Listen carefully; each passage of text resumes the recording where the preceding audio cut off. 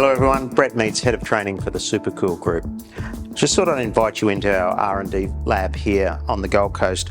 I just want to show you one of the key differences that people who are using Burgaflex find not only saves them a lot of time, but also makes the job and their life a lot easier.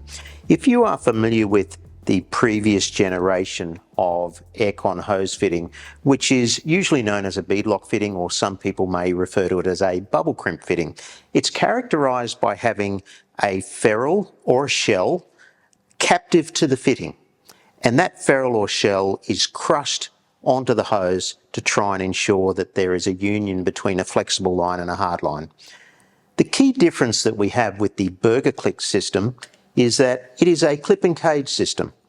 So we have a engineered polymer cage designed to support the clip loading in the correct place over the tail of the fitting.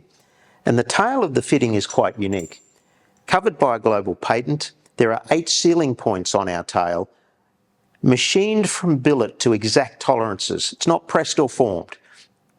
It means that when we join a hard line to a flexible line, that is, we put a fitting into a hose, we can give you a coupling integrity that exceeds the SAE standards.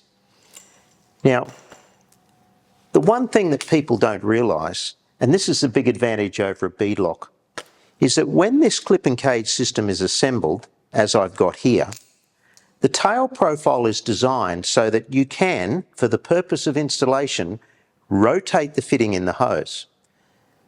This is a huge benefit for complex hose assemblies in modern vehicles over a beadlock fitting.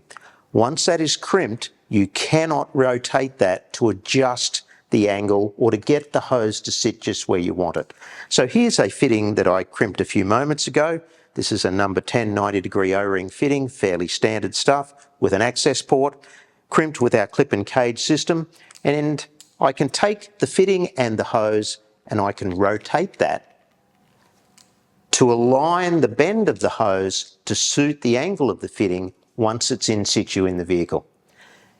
Traditionally, if you had a complex hose assembly in a vehicle, you would need to do a couple of goes at this. You'd need to do a dry run to assemble the hose in the vehicle, mark or index the shell against the hose, remove it so that you could get your hydraulic crimping tool onto that fitting and effectively do the job twice. With this clip and cage system, not only will it not leak, but your main concern is getting the length right. Once that is assembled and crimped, you can rotate the fitting for the purpose of installation, fit it to the vehicle once, and you know it's right. Thank you.